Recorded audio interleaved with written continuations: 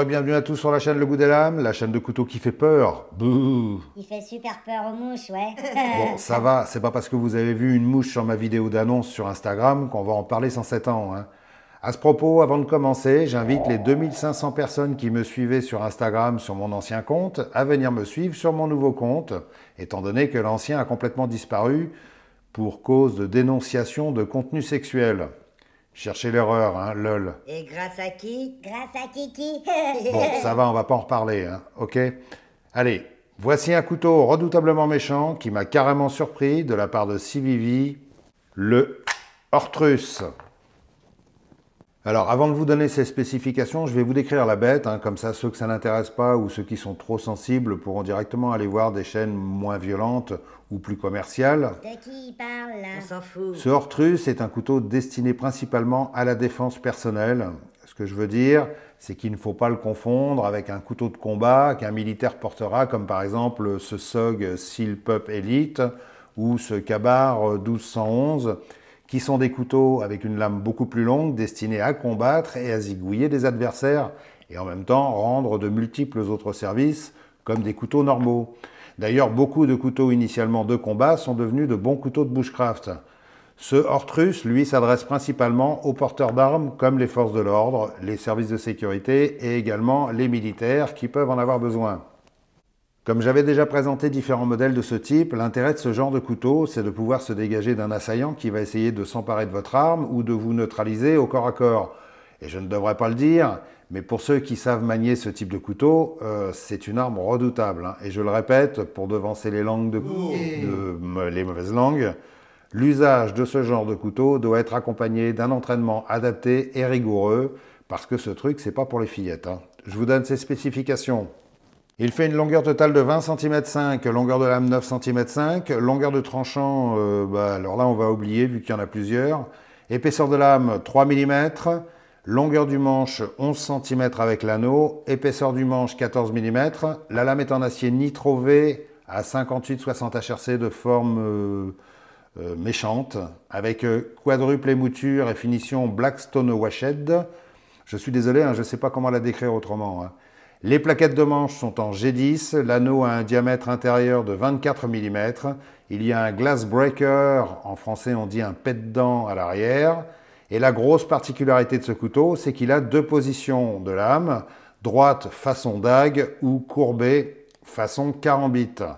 Le mécanisme est un push-button, les rondelles sont en bronze, et il est fourni avec un excellent étui Kydex et un T-clip, et le poids est de 138 grammes seul et 218 grammes avec son étui Kydex et le clip ceinture. Et son designer s'appelle Tony Saint-Manat, ou Saint-Manat, je ne sais pas comment on dit. Alors, quand je disais que cette fois Civivi m'a surpris, c'est que je ne m'attendais pas du tout à trouver ce genre de couteau chez eux, hein.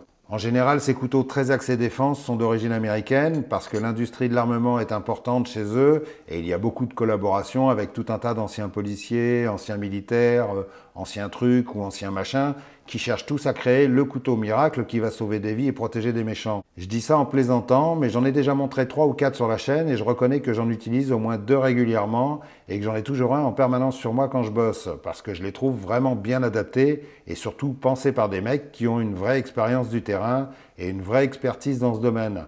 Pas vraiment comme certains de nos couteliers français par exemple. Et là, j'avoue que Civivi a fait un super boulot sur ce Ortrus. Les finitions sont absolument parfaites, tout est très bien assemblé, il n'y a aucun jeu, quelle que soit la position de la lame. Les plaquettes de manche sont bien ajustées, le texturage est très bien fait, le grip est excellent, les vis sont bien noyées dans le G10, donc ça ne risque pas d'accrocher la main, et le bouton est assez discret et pas trop proéminent, ce qui paraît assez évident vu l'usage assez hard que ce couteau aura. Ça serait pas terrible que la lame se débloque et se balade quand on serre trop fort le manche, hein. D'ailleurs, pour éviter ça, ce bouton est assez ferme et je trouve ça très bien. Alors en ce qui concerne la lame, là je dis attention, c'est pas un jouet, hein. Elle est à double tranchant, voire même quadruple tranchant, dont un avec serration, donc ce sera à manier avec beaucoup de précaution, et je m'adresse surtout à ceux qui posent systématiquement le pouce sur le dos de lame pour couper un truc, comme on peut voir sur d'autres chaînes. Là, vu que cette lame multitranchant n'a pas de dos, ça ne pardonnera pas, hein, et ça sera bobo les doigts directs. D'autant qu'elle est parfaitement affûtée en sortie de boîte et redoutablement tranchante de tous les côtés. Donc attention, si vous ne vous sentez pas assez sûr de vous, prévoyez une trousse de secours à portée de main, s'il vous reste des doigts bien sûr, ou portez des gants de Navy Seals, lol. Le travail sur les tranchants est assez remarquable, ils sont parfaitement parallèles et bien réguliers, la pointe est vraiment pointue. Bon, vous me direz que c'est ce qu'on lui demande, hein, mais là c'est pointu de chez pointu. Hein. Si vous avez le doigt tendre et que vous vous accrochez un peu, ça saigne direct. Hein. C'est pointu comme une aiguille. Et là, j'avoue que Civivi a fait un super travail sur cette lame. Je suis carrément conquis.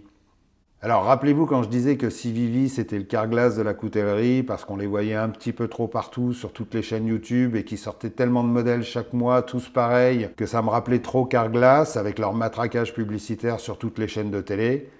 Et sur YouTube aussi maintenant, vous avez sans doute remarqué. C'est vrai que quand j'avais dit ça, j'en avais énervé plus d'un parce qu'il ne faut surtout pas dire de mal de Civivi.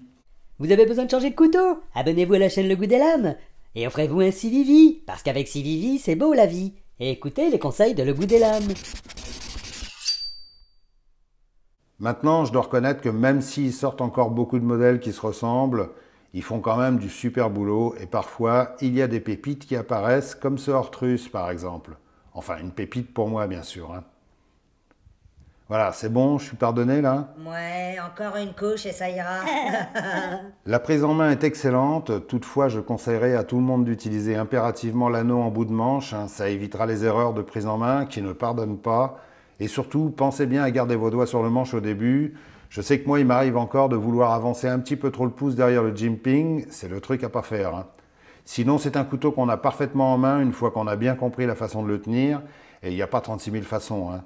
Il y a la prise classique avec le petit doigt dans l'anneau, c'est fortement conseillé. La prise inversée classique, c'est-à-dire sans mettre le doigt dans l'anneau, et attention à ne pas se tromper de sens.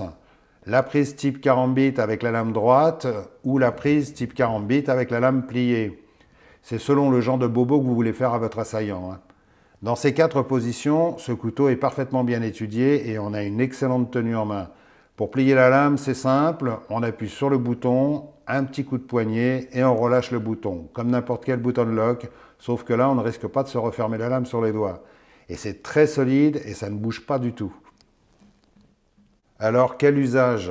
Bonne question.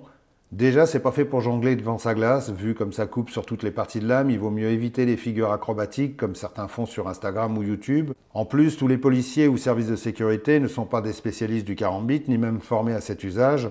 Donc en conditions réelles, l'utilisation d'un couteau avec un anneau est assez simple. Je ne vais pas vous faire une démonstration acrobatique, hein, on n'est pas sur la chaîne de Frank Cropper. Je vais vous montrer tranquillement le principe. Il y a plusieurs cas de figure. Bon, en France, ce ne sera pas pour tout le monde, bien sûr, mais par exemple, si vous êtes porteur d'une arme main droite, alors vous allez porter votre couteau côté gauche pour pouvoir le sortir tout en ayant votre arme en main.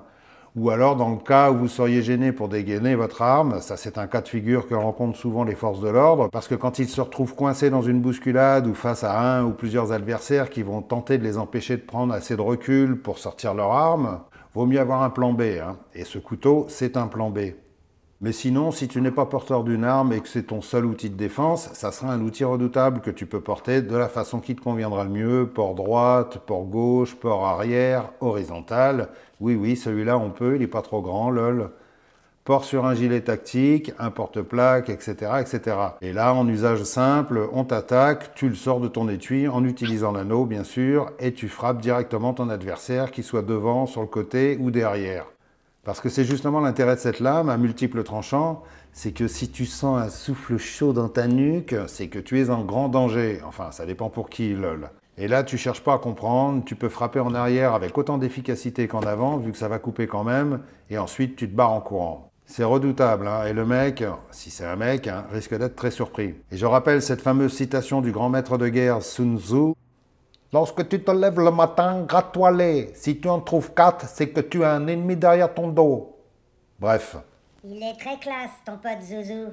Et sinon, pour ceux qui sont habitués aux techniques de carambit, il y a plein d'autres façons de frapper, en crochetant certaines parties du corps, etc., etc. Bon, je vais m'arrêter là. Pour ceux qui ne connaissent pas les techniques de carambit, je vous mettrai un lien dans la description.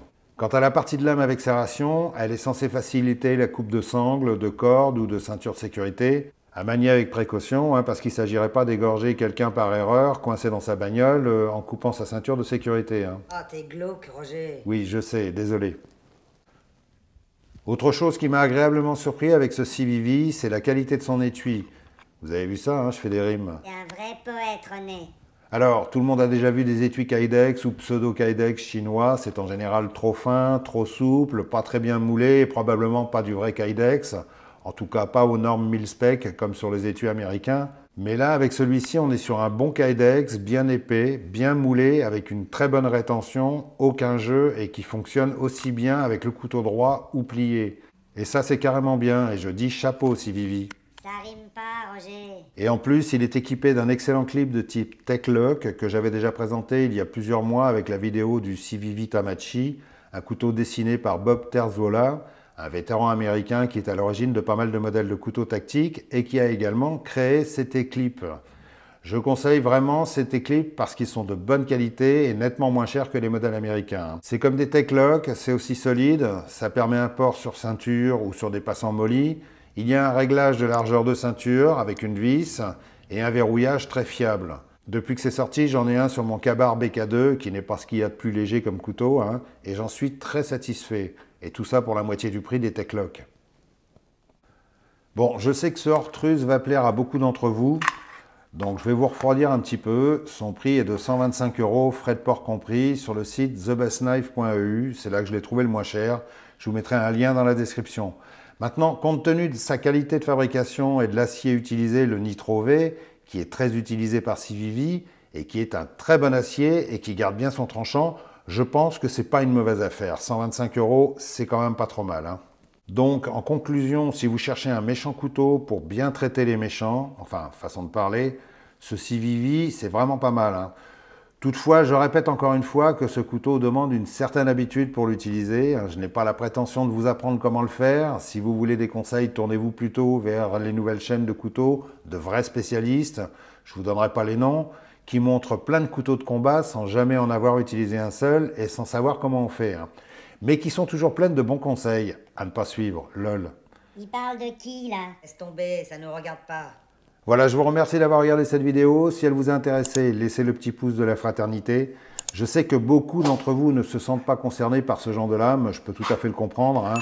C'est pas le truc pour aller aux champignons ou pour faire la cuisine, c'est clair. Hein. C'est une arme, donc à considérer comme une arme, c'est-à-dire pas plus dangereuse qu'autre chose. Une arme n'est pas dangereuse en soi, hein, c'est celui qui l'utilise qui l'est. Hein.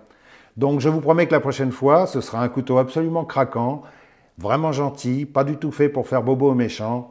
Et en attendant, eh bien, soyez fluides, restez affûtés et comme je dis toujours, restez vigilants et gardez les yeux bien ouverts. À bientôt, salut!